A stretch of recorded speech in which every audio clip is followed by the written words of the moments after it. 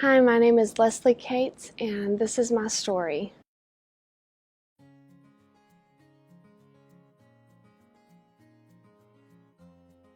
I grew up in Callaway County in just a wonderful Christian home environment. And my family actually started coming to this church in 1988.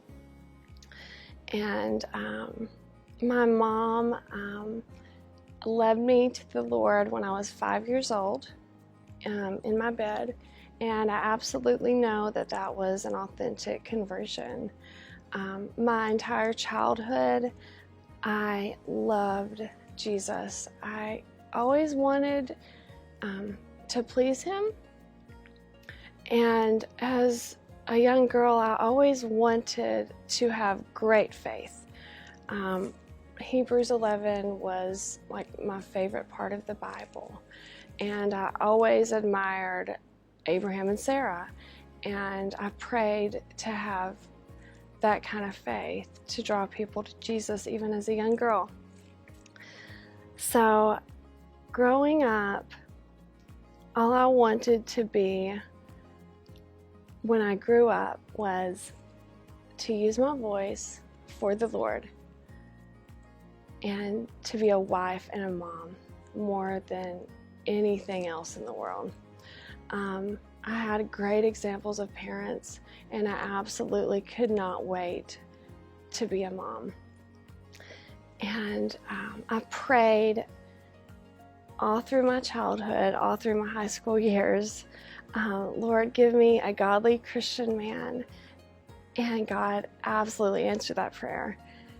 And Heath and I got married in 2004 when we were 20 years old. And the first 2 years were like bliss, basically. It was just some of the best years of our marriage, just such a simple time. And we decided almost 2 years in to start trying to have a baby. And so for me, it almost felt like there was a before and there was an after at that moment.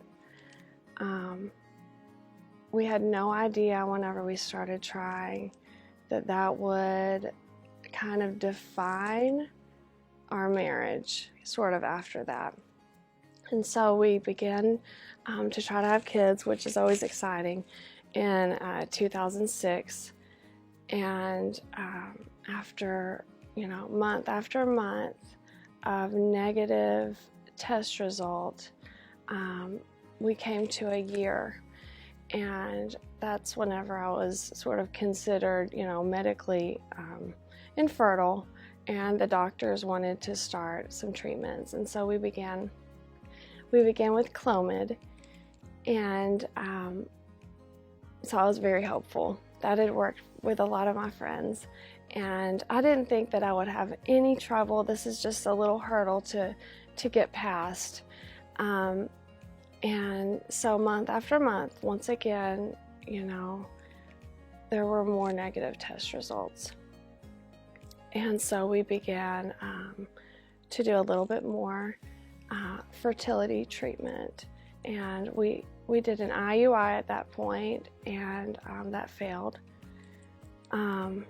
And so we are about a year and a half, 2 years in from starting to try to conceive. And for the first time, I began to experience some real fear. I had never considered that I could be barren.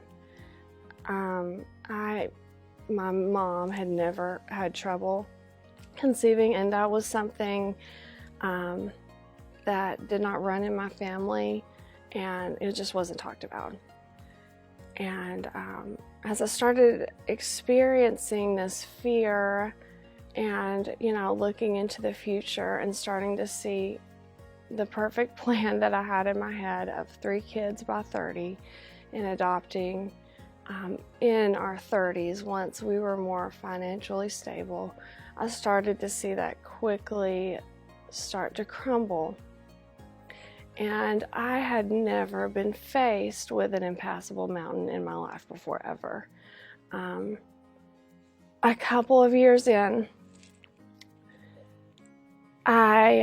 people started asking me questions like, when are you two gonna, have kids? And I bet your parents are ready to have a grandchild, and all of these things that obviously that we have been pondering for the past couple of years. And so we had to tell people, I had been trying for 2 years and nothing was working.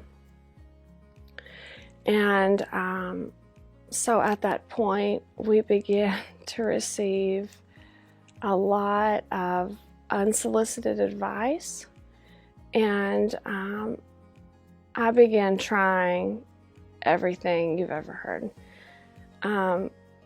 My life became what felt like a prison, and everything that I did was in light and in hopes to have a baby. And we were walking a tightrope, and through this time, for the first time, those fears started to turn into anxiety. Whenever I was around, my friends who were pregnant and seeing the big, beautiful bellies, or whenever I would receive a baby shower invitation, I started to come undone inside of me. Something happened I'd never experienced, an anxiety attack, a panic attack before, and those began. I couldn't breathe. I would have to sit down. Everything got very dark, and my head started to spin, and I usually had to politely leave the room, and then I would go into a bathroom or something and sit down on the floor and just take deep breaths and call out to Jesus. And this happened in secret many, many times, and the only person who knew about this was Heath, because it brought me shame. I felt like already maybe I have done something to deserve not being able to conceive. I felt like I was the only person in my family with this problem. There was just a lot of shame. My identity issues kind of began, I guess I should say. I was always a very steadfast person, and I was questioning a lot of who I am, and it was all surrounded by trying to have a baby. Everything was. So, amazingly enough, during this whole time where I'm experiencing panic and anxiety, where I'm starting to feel really alone, and I'm just living by the rule book of everybody else's suggestions to get pregnant, the Lord is drawing me closer to Him in a very intimate way. So I began around that time. Heath and I was leading worship at a worship service here at Christian Fellowship on Wednesday nights called Revive. And I'll just never forget, every Wednesday night, it was like just the rawness and the brokenness of me was meeting the greatness of God. And I think I cried through every worship service during that time, because I never lost faith in the Lord. Even though I was faced with this giant mountain, there were a few scriptures in Psalm that I would always speak back to the Lord, and I claimed them over my life. And so I knew not to believe those feelings of fear, and yet they were still there. I still had that plan. You know, I was determined I wanted to have my children in my 20s. And because I knew, you know, I'm the healthiest now, and it's most likely to happen now. And so it was an interesting thing for me for the first time in my whole life, and I have been a Christian almost my entire life. For the first time, there was a prayer that isn't being answered. And so I did all that I knew to do, and I kept pursuing the Lord, and I kept worshiping Him. So we moved to Louisville in 2008, where Heath started medical school. And that was a really good change for us to get away.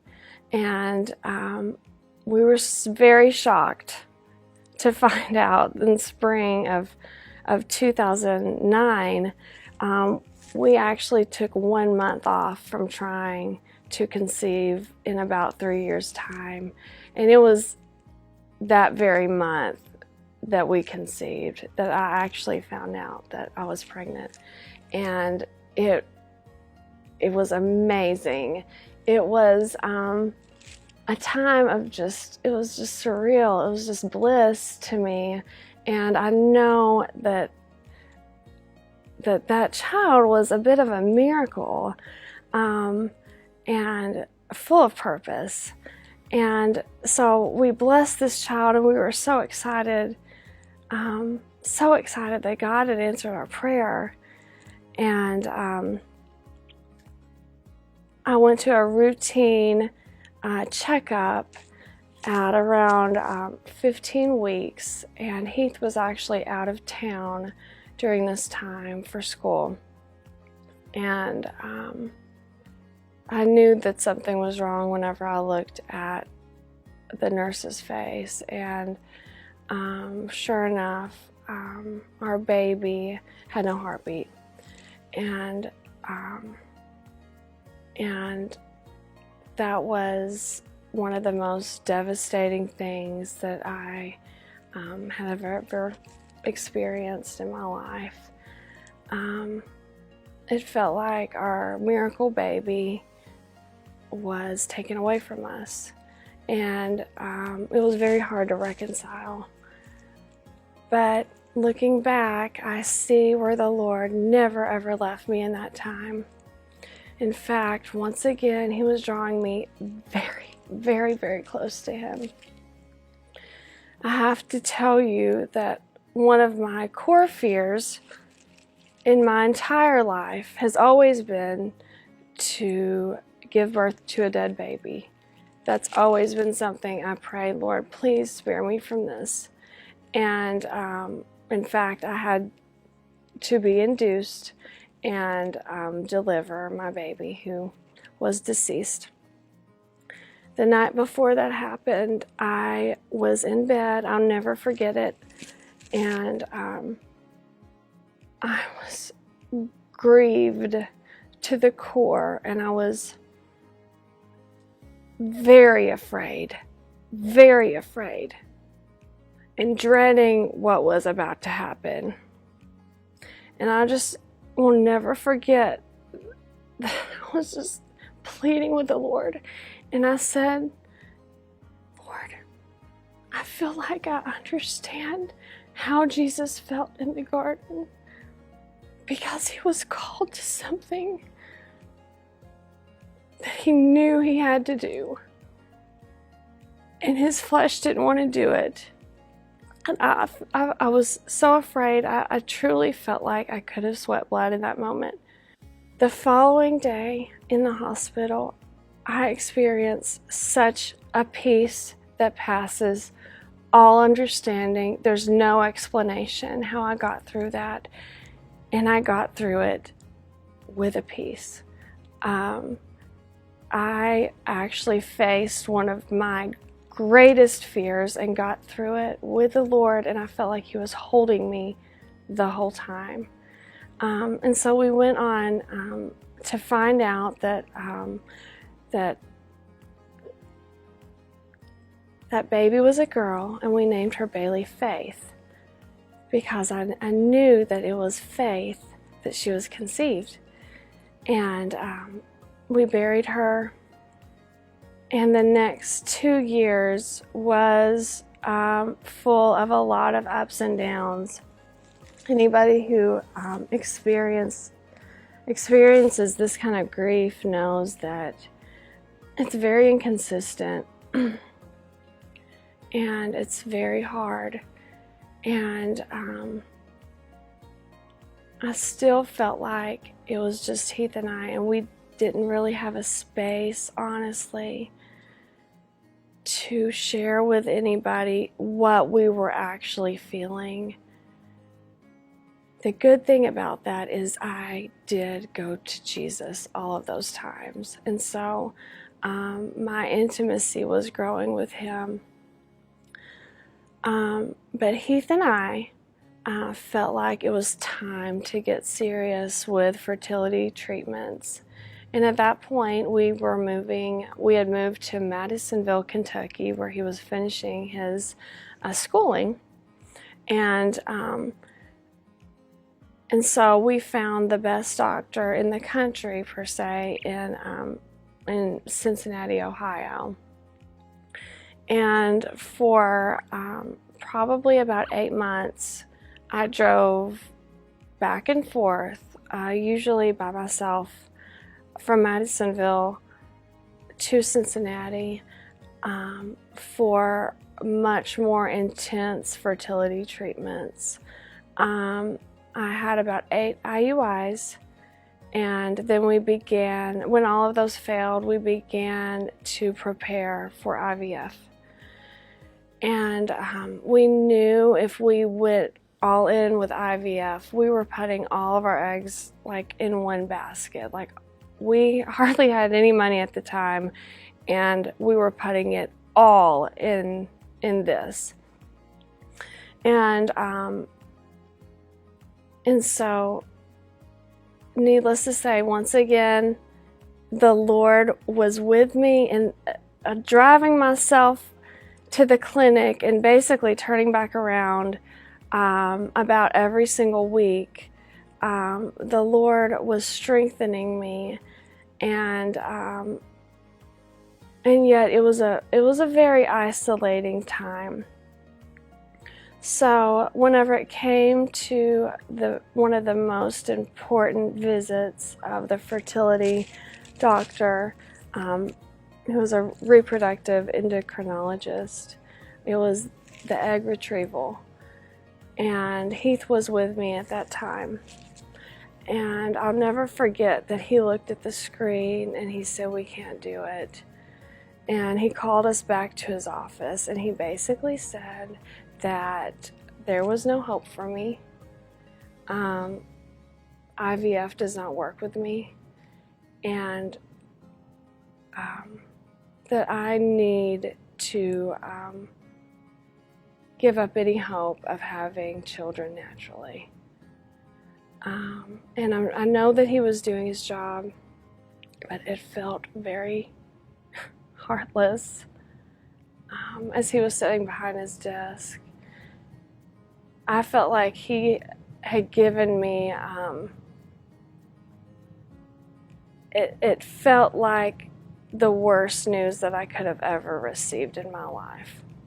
So I was told that I was barren. Over the next year, Heath and I sank into a very dark place. Our marriage was on the rocks. We were absolutely holding on to what at that point just felt like a thread of hope, spiritually, and it was one of the hardest times in our life, because we were mourning the family that we couldn't have. So it felt like a grief to us. And yet, I never could give up hope on Jesus. Even in the darkness, I met with him, And I was in a very foggy place mentally. I prayed to him, Jesus, have mercy. Father, your will be done. And my prayers had begun to change. So through that period of time, from 2011 going into 2012, we began to start seeing breakthrough of the prayers that we had been praying for so long. And we remembered way back, and to this day, I don't know who told me this, but they said, the Lord knows exactly what your family portrait is going to look like. And there was something about that stuck with me, and we remembered that. In 2012, we moved back to Louisville. We bought our first house. And I started claiming the scripture. He gives the barren woman a home, making her the joyful mother of children. And so I said, Lord, we have a home. I said, we bought our first home, and it had 3 bedrooms. And I said, Lord, this is going to be our nursery. And God took me to a place in 2012 of complete and total surrender to Him. And this is where things really began to change, because I actually wrote down one night all of my fears. If I never ever am able to conceive, if we never have children of our own, if one of those fears was if my husband dies, because after we lost Bailey, I was actually afraid that I was also going to lose Heath. All of these things that had gripped me with anxiety and with depression, I wrote them down, and I said, God, I'm giving these to you. And if you never, Father, if these prayers are not answered, Lord, I will always love you, and I will always trust you, and I will always serve you for the rest of my life. No matter what you do for me, no matter what you give me, whether I have a family or not, I put my hope in you, period. And I will always love you. And there was something very powerful that happened in the spiritual realm after that. I was absolutely released from the grip of fear and anxiety that I'd been experiencing. It was gone. It was absolutely gone. And I felt like a new person. And God, from that point, He called us to adoption. In 2013, we began the adoption process for international adoption. And from all that we heard, we thought it would take at least 2 years. Well, within the time of our home study, we changed that over to domestic adoption, which I never anticipated, because, see, before I gave all my fears to God, I was worried if we did domestic adoption, I was afraid of an open adoption. And God, that's another fear God took away. And so we changed it to domestic adoption. And so we were preparing in the next year and a half to bring home a baby. So our home study was complete, and this time, it was in mid-April of 2013, and I'll just never forget the sequence of events. I, for the first time, was asked to speak and give my testimony at a ladies' banquet right before Mother's Day. And I didn't want to do it because I'm not a speaker, but I felt very called to it. And out of obedience to God, I gave my testimony for the first time, and it was very open-ended, because the Lord hadn't answered my prayer, but He had freed me from so much, and He had given me hope. The following week, that Thursday night, we were about to go to bed, and he looked at his phone, and it was the adoption agency. They had left a message, and we called him back. And this is the first time this had ever happened. And they asked us, they said, I know that this isn't what you signed up for, but would you be open to adopting a 2 and 3 year old little boy and little girl sibling set? And Heath and I were just kind of in shock because, we're thinking a baby, and we're thinking in the next year and a half. And whenever I saw that Heath said absolutely, I thought, if he says absolutely, we're doing this thing. And so we gave our profile book to that family the next day, and out of the 5 families, they chose us. We met our children, Jaden and Kylie, that weekend, and they came home to live with us. We didn't have a bedroom prepared, nothing. We had no toys. We had absolutely nothing. This is all the Lord. And He gave us a double blessing so quickly after surrendering all to Him, after giving Him all my fears, after releasing that tight hold that I had for so many years. On this dream of mine, I was surrendered to His plan, and He redeemed our life with not 1, but with 2 children. And that weekend, the weekend we brought them home, all of my family came in, and it occurred to me, I didn't even realize, because everything had gone on, that it was Mother's Day weekend. We were given our children on Mother's Day weekend after so many years of dreading that day. It was complete redemption. It was a complete redemption. It was all the Lord.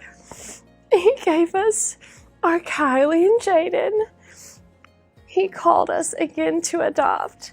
And He confirmed that in our spirit, that this is your plan A. This is not plan B that I've had for your life. This is plan A. And He told me, He said, I created you for adoption. And so there is something that I can relate to in what my children have gone through. They have experienced loss, and so have I. And the Lord has brought such a beautiful story, the way He created our family, that I could have never even dreamed. And so anybody who knows me, anybody who's been in our home, knows that my house is plastered with family pictures. And my greatest treasure, my favorite thing in our home is our family portrait, because it reminds me of what the Lord told me. He saw our family portrait way before, years before it ever happened. And so now I look at my walls and I see a testimony of God's greatness, of His faithfulness, of His mercy, of His grace, not just to answer a prayer, but to get me to a place of such intimacy with Him and such willingness to actually surrender my life into a so much better plan that has been His from the beginning. And I want my story to be one of hope and of healing. And that's what the Lord has done for me. And I will always give Him the praise and glory. And so, my name is Leslie Cates.